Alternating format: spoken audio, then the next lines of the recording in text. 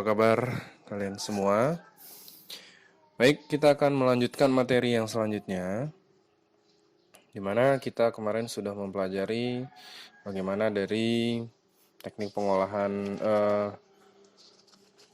pengertian dari bahan lunak, kemudian ada teknik pengolahan bahan lunak, dari membentuk, kemudian ada menganyam, dan lain sebagainya. Itu ada di video yang sebelumnya. Kemudian untuk pertemuan sekarang, kita akan membahas tentang hasil produk kerajinan dari bahan lunak. Nah, jadi hasil produk kerajinan bahan lunak ini ada 5.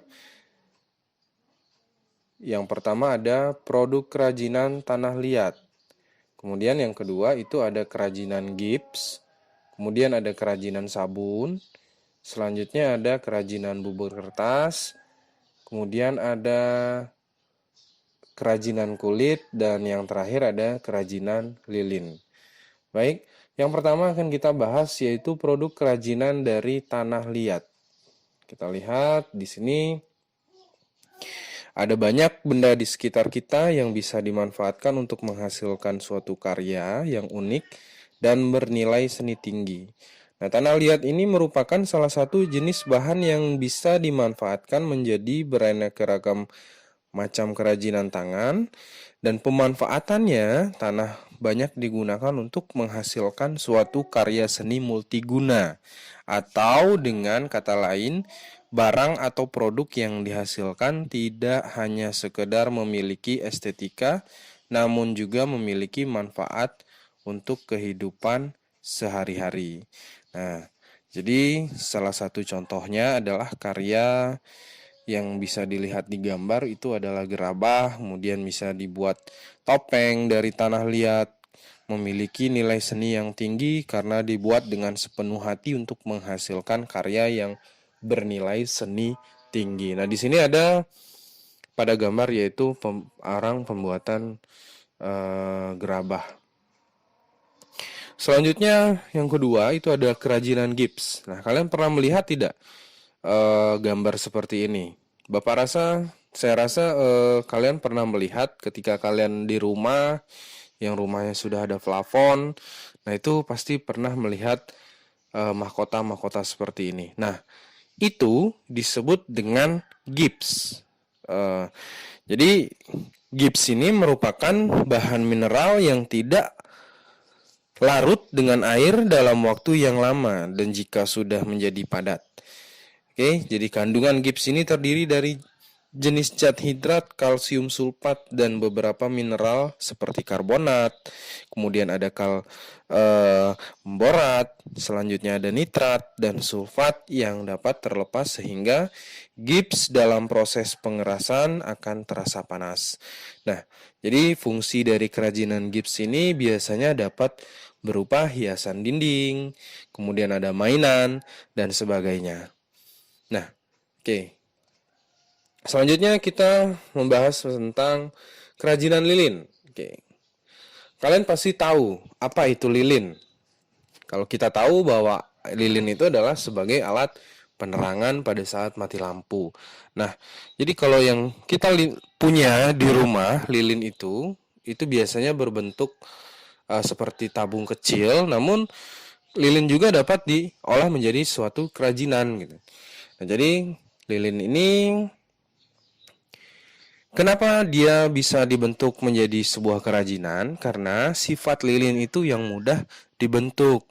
Kemudian pembuatan kerajinan dari bahan dasar lilin itu cukup sederhana dan mudah dapat dilakukan oleh semua orang. Yang perlu diperhatikan adalah keselamatan kerja karena lilin bisa membahayakan. Karena setahu saya itu kandungan dari lilin itu sangat berbahaya. Kemudian lilin tersebut ada apinya. Jadi dalam sumbu itu terdapat api. Nah, itu yang perlu diwaspadai gitu. Nah, jadi kerajinan lilin merupakan jenis kerajinan yang terbuat dari bahan baku lilin yang telah dicairkan. Kemudian bahan utama dari kerajinan lilin ini adalah lilin lebah, parafin, dan silikon fiber untuk cetakan. Nah, alat yang digunakan adalah cetakan kompor, panci, kemudian ada wadah loyang aluminium, kemudian ada pengaduk dan pewarna lilin. Dapat pula digunakan krayon untuk pewarnaan. Selanjutnya kita akan membahas tentang kerajinan sabun. Oke. Nah, ini salah ketik tadi. Kerajinan sabun ini merupakan jenis kerajinan yang dibuat dari bahan baku sabun. Nah, biasanya sabun yang digunakan yaitu sabun batangan. Jadi sabun dapat diolah dengan dua cara. Yang pertama, sabun yang menghasilkan karya seperti bunga pada gambar ini itu dengan cara diukir. Nah, itu ini kita lihat seorang manusia yang mengukir sabun batangan. Kemudian yang kedua itu sabun dengan cara diparut menjadi bubuk. Nah, jadi sabun itu akan diparut menjadi bubuk, kemudian dicampur dengan sagu dan sedikit air. Nah, lalu dibuat adonan baru seperti membuat bentuk dari plastisin. Nah, jadi ada dua. Yang pertama itu adalah diukir dan yang kedua diparut dan dicampur menggunakan sagu maupun sedikit air. Oke, selanjutnya di kerajinan bubur kertas. Di kerajinan bubur kertas kita lihat. Nah, di sini kalian bisa lihat ini adalah bahan dasar dari bubur kertas. Jadi bubur kertas itu dikasih air. Kemudian ini adalah salah satu produk-produk yang sudah jadi. Nah, sisa-sisa kertas dapat dimanfaatkan untuk beraneka ragam karya kerajinan. Nah, salah satu alternatif pemanfaatan sisa kertas adalah dibuat bubur kertas untuk menjadi berkarya kerajinan. Nah, kemudian kita lanjut. Di sini ada kerajinan kulit. Nah, di sini ada sebuah tas yang berbahan dasar kulit. Ada sepatu juga, kemudian ada dompet juga, itu salah satu produk dari kulit. Nah, kulit yang biasa digunakan yaitu adalah kulit hewan. Nah, jadi ada kulit sapi, kemudian ada kulit kambing, kerbau, dan buaya. Nah, itu adalah sebagai bahan dasar dari kerajinan kulit itu sendiri. Oke, itu adalah macam-macam produk kerajinan dari bahan lunak. Ada 5, sudah Bapak jelaskan. Kemudian kita lanjutkan lagi. Nah, kalian bisa lihat di sini adalah cara membuat produk kerajinan bahan lunak. Nah, cara membuat produk kerajinan bahan lunak ini ada 5. Yang pertama itu ada perancangan. Kemudian yang kedua itu adalah jenis alat perancangan dari bahan lunak itu sendiri. Kemudian yang ketiga, teknik pembuatan bahan lunak. Kemudian yang keempat, teknik penyajian dan perawatan produk kerajinan. Kemudian yang kelima adalah pembuatan produk kerajinan. Oke, nah yang pertama itu adalah perancangan. Jadi perancangan ini, Bapak akan jelaskan, merupakan kegiatan awal dalam membuat suatu kerajinan, terutama dari bahan lunak. Nah, dalam perancangan, suatu proses pembuatan kerajinan diperlukan perancangan yang matang dan kreatif. Pada perancangan produk kerajinan, umumnya lebih menitik beratkan pada nilai-nilai estetika. Adapun fungsi dari produk kerajinan lebih menekankan pada pemenuhan fungsi kerajinan tersebut. Jadi, diperlukan persyaratan-persyaratan tertentu yang harus dipenuhi dalam proses perancangan. Nah, jadi persyaratan tersebut diantaranya sebagai berikut. 1. Pengolahan sumber daya usaha, yaitu perancangan proses produk diperlukan pengelolaan yang baik untuk mencapai tujuan. Nah, yang kedua itu adalah menentukan fungsi dan kualitas produk kerajinan. Yaitu dalam merancang produk kerajinan, seseorang pengrajin harus memperhatikan 3 hal. Yang pertama itu ada bentuk, fungsi, dan bahan. Dan yang ketiga itu menentukan bahan material produksi. Dan yang keempat adalah menentukan teknik produksi. Nah, itu ada 4 persyaratan dari perancangan. Oke, paham? Keempat tadi. Oke. Yang kedua itu ada jenis alat perancangan bahan lunak. Nah, berikut jenis alat yang digunakan untuk membuat kerajinan bahan lunak.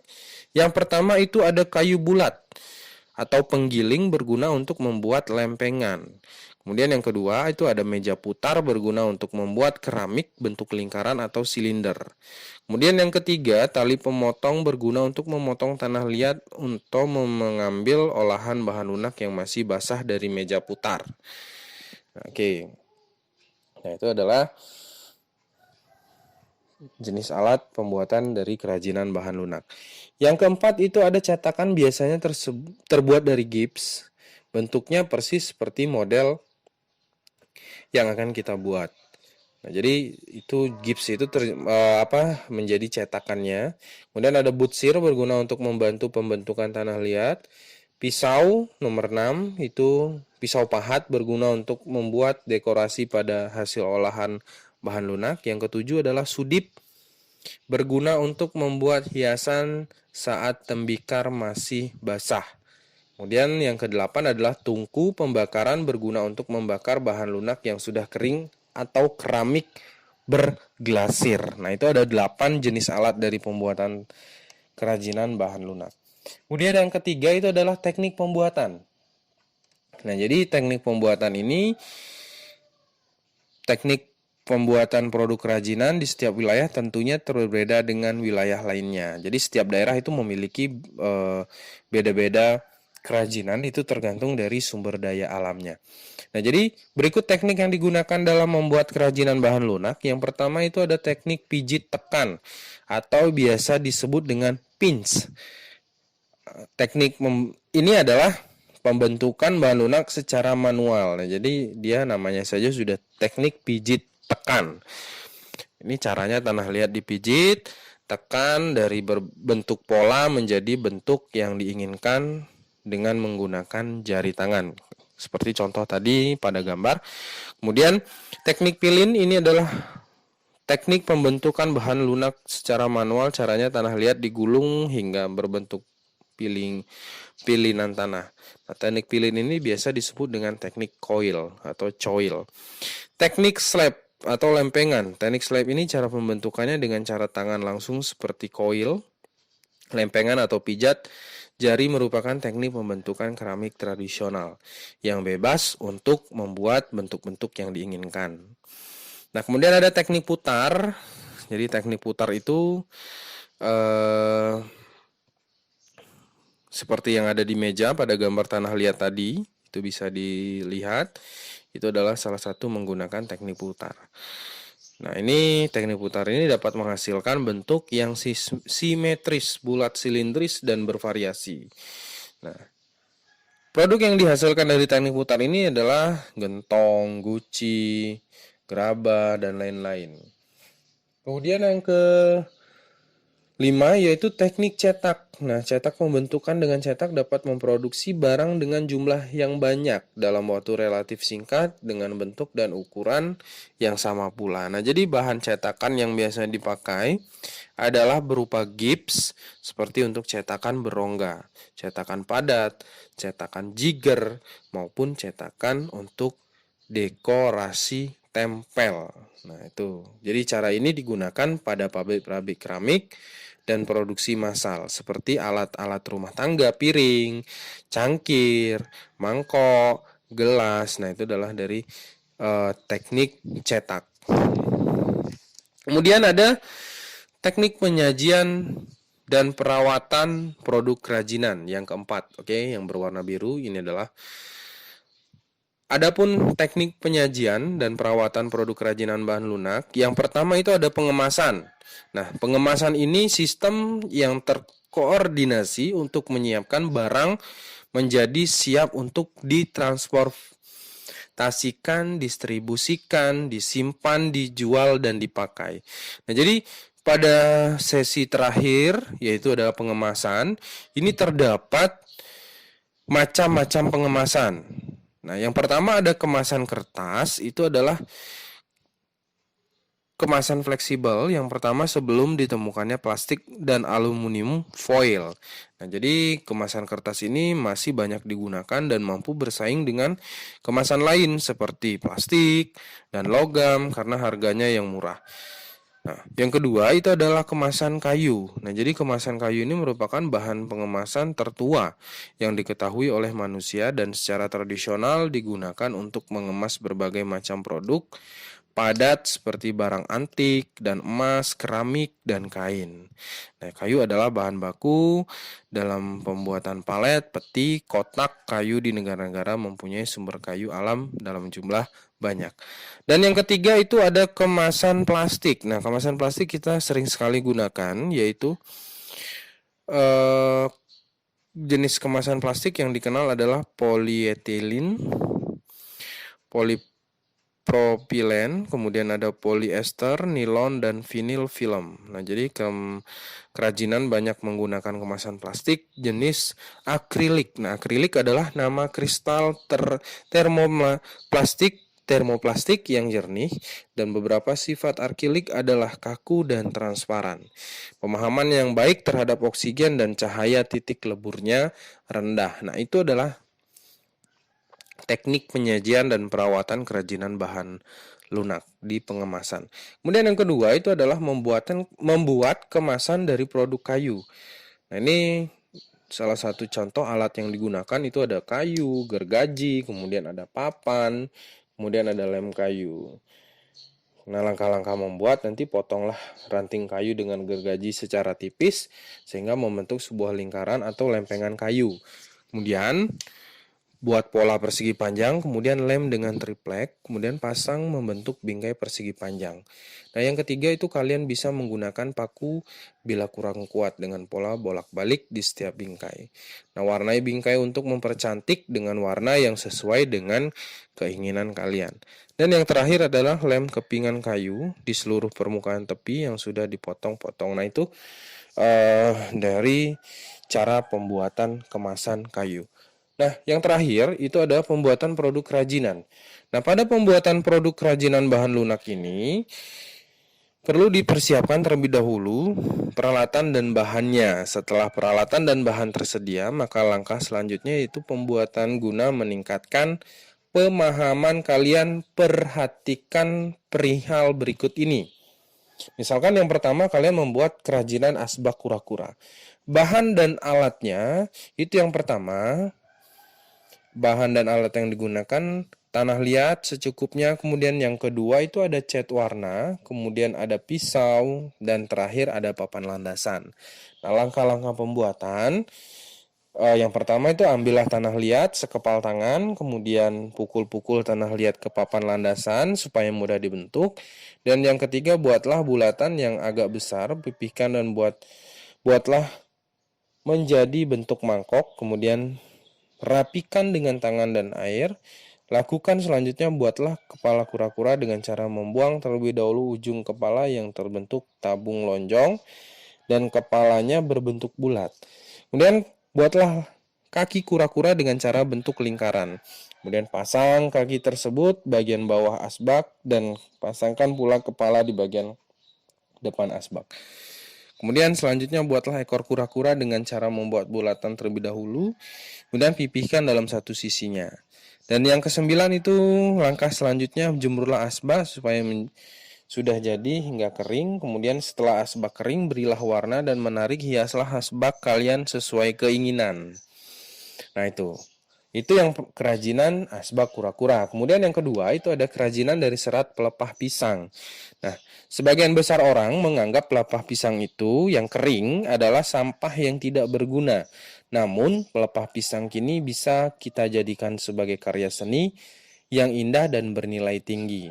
Berikut cara pembuatan tempat pensil dari pelepah pisang. Alat yang digunakan, yang pertama itu adalah pelepas pisang yang kering, kemudian 2 gunting, yang ketiga kertas karton dibuat membentuk tabung, kemudian ada lem fox, kemudian ada pensil, dan yang terakhir ada biji-bijian untuk menghias. Nah, ini biji-bijian terserah mau padi, kacang hijau, dan lain-lain. Cara pembuatannya, yang pertama siapkan pelepah pisang yang sudah kering. Nah, kemudian untuk proses pengeringan cukup diangin-anginkan saja. Setelah itu pelepah pisang ditempelkan di kertas karton yang sudah dibentuk tabung. Dan yang kedua itu proses penempelan menggunakan lem. Yang ketiga, setelah itu didiamkan beberapa menit agar pelepah pisang menempel dengan kuat dan lem sepenuhnya sudah mengering. Dan yang keempat, setelah kering, kita bisa menghias tempat pensil dengan biji-bijian kering atau bisa menggunakan sesuai dengan selera kita. Yang terakhir, lumurilah tempat pensil dengan cairan melamin agar warnanya lebih mengkilat. Lalu keringkan dan jadilah tempat pensil yang cantik. Oke, itu untuk cara pembuatan produk kerajinan bahan lunak ada 5. Ada perancangan, jenis alat perancangan bahan lunak, kemudian teknik pembuatan bahan lunak, 4 teknik penyajian dan perawatan produk kerajinan, dan pembuat kerajinan. Oke.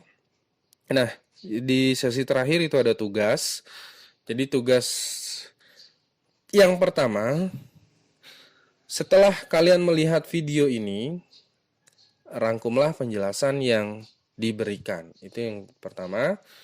Kemudian yang kedua, sebutkan persyaratan yang terdapat pada perancangan dalam membuat kerajinan. Jadi perancangannya seperti apa? Kalian bisa putar nanti videonya, kalian dengarkan. Kemudian yang ketiga, apakah yang terlebih dahulu dipersiapkan dalam pembuatan kerajinan dari bahan lunak? Jadi dipersiapkan sebelum membuat bahan lunak itu apa? Kemudian jelaskan yang kalian ketahui tentang perancangan. Nah, jadi kalian bisa menyebutkan maksud dari perancangan itu apa sendiri. Itu tuliskan nomor 5, tuliskan bahan dan alat yang diperlukan dalam membuat asbak dari tanah liat. Oke, itu saja untuk pembelajaran kali ini. Mudah-mudahan apa yang saya berikan bisa bermanfaat. Terus dukung channel ini supaya lebih berkembang dan lebih modern. Dengan cara jangan lupa like, komen, dan subscribe. Oke, terima kasih.